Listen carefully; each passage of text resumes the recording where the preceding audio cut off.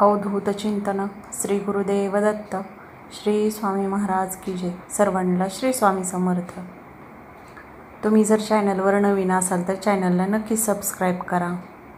तर आज आपण बघणार आहोत की आयुष्यामध्ये आपण कुठले असे नियम पाळले पाहिजेत ज्याच्यामुळे आपल्या आयुष्याची प्रगती होईल आणि आपल्याला जे पाहिजे, जे आपण स्वप्न पाहिले ते आपली पूर्ण होतील। तर सुरू करूयात। पहिलं म्हणजे ना, आपण खूप वेळ आजकाल मोबाईलवरती आपण म्हणजे घालवतो, रील्स बघण्यात वगैरे खूप वेळ, तासनतास आपल्याला वेळ कसा जातो ना हे सुद्धा समजत नाही। तर आपण हा वेस्ट, आपला महत्त्वाचं जरी काम असेल तरी आपण ते थोड्या वेळासाठी बाजूला ठेवून मोबाईल बघत बसतो। असं नाही, आपल्याला तर मोबाईल आहे, सगळेजणच वापरतात, पण तुम्ही महत्त्वाच्या कामासाठी किंवा तुम्हाला काही माहिती पाहिजे असेल किंवा चांगलं काही करायचं असेल तर तुम्ही यूज करा। त्याच्या थोड्या वेळासाठी तुम्ही स्वतःला ठरवून सांगा की मी एवढ्या वेळच मोबाईल यूज करणार आहे किंवा मला काही कामासाठी, महत्त्वाच्या कामासाठी तुम्ही तो वापरा, पण तुमचा स्क्रीन टाईम आहे ना तो कमी ठेवा। किंवा तुम्ही बघा आपण किती वेळ मोबाईलवरती बघतो, त्याच्यामुळे आपली किती महत्त्वाची कामं राहिली, आपण आजची कामं उद्यावर किती ढकलली। तर हे खूप महत्त्वाचे। मोबाईल वापरा, महत्त्वाची कामं करा, पण असं नाही आहे की तुम्ही कंटिन्यूअस उगाच म्हणजे टाईमपास करत बसलाय, रील्स बघत बसलाय, काही व्हिडिओ बघत बसलाय, मग ते काय होतं, तुम्हाला छंद लागत जातो आपोआप। लहान मुलांना पण आता अभ्यास वगैरे करायचा असतो तर तो अभ्यास वगैरे बाजूला राहतो आणि मुलं कार्टून बघ, हे बघ, अक्षरशः आता 2 वर्षाच्या मुलांना सुद्धा मोबाईल दिल्याशिवाय ते खात नाही आहेत। मग हे खूप वाईट सवय आता सध्या, त्याच्यामुळे तुमच्या डोळ्यांना नुकसान होतं, खूप वाईट परिणाम होतात की आपल्या लहानपणी नव्हत्या अशा गोष्टी। पण तुम्ही जास्त मोबाईलच्या आहारी गेला ना तर तुम्ही माणसापासून थोडं लांब जाता, तुम्हाला काय चाललं आहे आपल्या आजूबाजूला ह्याचं पण थोडंसं कमी माहिती भेटते, शेजारी पाजारी काय चाललं आहे, तुम्ही लोकांशी जास्त बोलत नाही, तुमचं मोबाईल आणि तुमचं जग असं होऊन जातं आणि ते काही रिॲलिटी नाही आहे। मोबाईलमधले तुम्ही मस्त असतील ओळखीचे, इंस्टाला फ्रेंड वगैरे हे ते, पण तुमच्या आयुष्यात तुम्हाला कोण उपयोगाला येणार आहे? आजूबाजूचे जे ओरिजिनल खरे मित्र आहेत ते इंस्टावरती फक्त म्हणजे नाही का आहे, जगाला दाखवण्यासाठी गोष्टी आहेत काय, त्या खरंच रिअल असतात का? एका रील्ससाठी मुली अक्षरशः स्वतःच्या जीवाचे सुद्धा विचार नाही करत आहे। किती घटना अशा घडतात आहे, मग त्या खरंच एवढ्या महत्त्वाच्या आहेत का? किंवा आपण ते बघणं एवढं महत्त्वाचं आहे का? आपल्याला काय बघायचं आहे, आपल्याला काय पाहिजे, हे तुम्ही स्वतः समजून घेणं खूप गरजेचं आहे। आणि मुलांचं म्हणाल ना तर मुलांना खरंच खूप थोड्या वेळासाठी द्या, म्हणजे नाही का आता आहे बघतात सगळी मुलं, असं नाही म्हणणार की तुम्ही देऊ नका, द्या, पण थोड्या वेळासाठी द्या। हा बाबा तुला एवढा वेळ देईल, एवढ्या वेळ तू बाहेर जाऊन खेळ, दुसरं काही कर, चित्रकला काढ, काही पण दुसरं तू कर, पण जास्त वेळ मोबाईलवर बसली ना मुलं अक्षरशः 2-2, 3-3 तास मुलं उठत नाहीत। पबजी वगैरे खेळतात मोठी मुलंसुद्धा, त्याच्यातून त्यांच्या आत्महत्या, टास्क पूर्ण करणं, हे करणं, किती घटना घडतात आहे।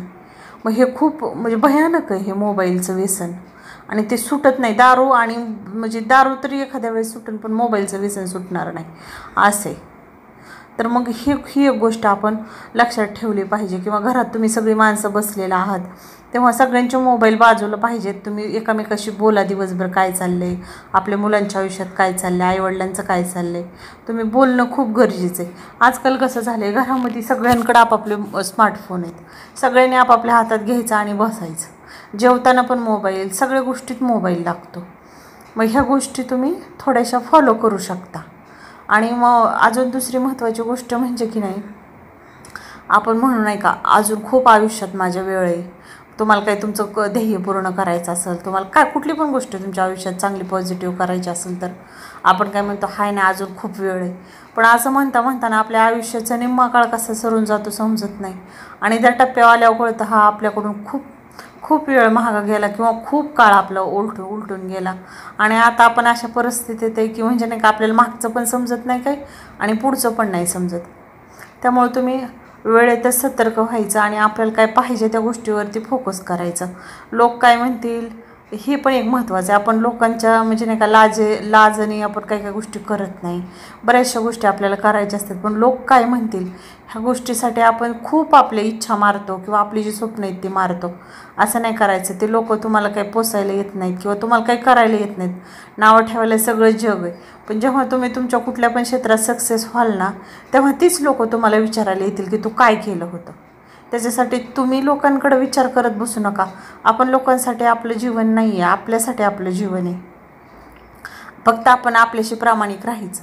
आपण ते पुढचे काय बोलतील हे आपल्या हातात नाही आहे, पण आपण काय बोलतो आहे, आपण कसं वागतो हे आपल्या हातात आहे. त्यामुळे लोकांचा जास्त विचार नाही करायचा. जरी बोलली ना तेवढ्यापुरतं ऐकायचं आणि सोडून द्यायचं, इग्नोर करायला शिकायचं.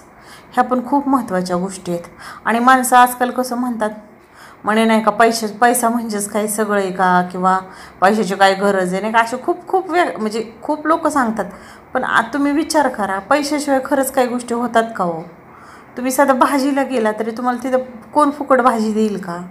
तुम्हाला उदरनिर्वाहाच्या गोष्टीसाठी सुद्धा आजकाल पैसा पहिल्यासारखं जग नाही राहिलेलं. त्यामुळे पैसे कमवण्याचे मार्ग शोधा. असं नाही की तुम्ही खूप असं वाईट गोष्टीतून कमवा, चांगल्यापणे मेहनतीने कमवा, पण पैसा हा लागतो. पैसा बचत कशी करायची हे आपण थोडंसं सतर्कपूर्वक बघितलं पाहिजे, डोळसपणे विचार केला पाहिजे. तर म्हणजे हे पैसा खरंच खूप गरजेचं आहे. उद्या तुम्ही दवाखान्यात गेलं तर किती पैसे लागतात. मग अशा वेळेस आपण काय करणार आहे ना, मग पैसा लागतोच. असं म्हणणं खूप सोपं आहे की नाही का, पैसा करतात किंवा पैसा म्हणजेच काही सर्वस्व आहे का? सर्वस्व जरी नसलं तरी त्या सर्वस्वाच्या निम्मं तर आहेच पैसा. आजकाल लागतोच आहे, प्रत्येकाला लागतो आहे. मुलांना शिक्षण द्यायचं म्हणलं की पैसा आहे, दवाखान्यात पैसा आहे, घरासाठी पैसा आहे, सगळ्या गोष्टीसाठी पैसा लागतो. पहिले एवढं लागत नव्हतं, पण आता खरंच प्रत्येकाचे तुम्ही विचार करा. तुमच्या पण आयुष्यामध्ये 10 वर्षापूर्वी किंवा 15 वर्षापूर्वी किती खर्च व्हायचा, तुमचं बजेट किती होतं घराचं, किंवा मुलांच्या शिक्षणावर किती खर्च लागायचा, आणि आत्ताच बघा ह्या 10-15 वर्षात डबल किमती झाल्यात. मग आपण पैसे कमवणं किंवा तुम्ही काही करणं वाईट नाही आहे. त्याला लोकांनी जरी नावं ठेवलं ना तर अजिबात त्यांच्याकडे लक्ष देऊ नका. तुम्हाला पैसे कमी पडले तर कोण आणून देणार आहे का? 4 पैसे नाही आणून देतो कोण, 1 रुपया पण देत नाही. तुम्ही मागून बघा, ठीक आहे दिले ना तरी 4 दिवसांनी लगेच त्यांचं सांगणार की हा मला पाहिजे होते. हे आपण म्हणजे सामान्य लोक आपण जे आयुष्यात जगतो ना, तेच मी तुमच्याशी बोलायचा प्रयत्न करते. सगळं करा, सगळ्या गोष्टी करा. आता आपण जरी समजा आपण म्हणतो हे करा ते करा देवाचं, पण सगळ्या गोष्टी करायला पैसा लागतो आहे आजकाल. फुकट काय भेटते का सांगा? आता आपली घटस्थापना होणार आहे नवरात्रामध्ये. शहरामध्ये बघा आपल्याला मातीचे ढिगारेसुद्धा विकत घ्यावे लागतात घटस्थापनेसाठी, तीसुद्धा फुकट नाही भेटत आहे. मग विचार करा, मग पैसा हा जरुरी आहेच आहे. असं आपण म्हणू शकत नाही की पैसा हे ते, असं नाही हो. सगळ्या गोष्टी गरजेच्या आहेत त्या, आणि तो आहे तर आपल्या मनात थोडंसं समाधान आहे, आपले प्रश्न काही प्रमाणात मिटतात. मग ह्या गोष्टी आहेत, ह्या गोष्टीकडे पण तुम्ही लक्ष द्या. आणि चौथी गोष्ट म्हणजे तुमचं शरीर.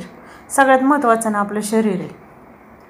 आपले शरीर व्यवस्थित असेल, आपण व्यवस्थित असोल, किंवा आपलं मन छान असेल, प्रसन्न असेल, तर आपल्याला सगळ्या गोष्टी छान वाटतात. मस्त तुमच्याकडे सगळं खूप आहे, पण तुमचं शरीर पण म्हणजे नाही का तुम्ही लक्ष दिलं नाही, व्यायाम केला नाही, हे नाही ते नाही, तर मग तुम्हाला आजार वगैरे होतात. हे होतं ते होतं.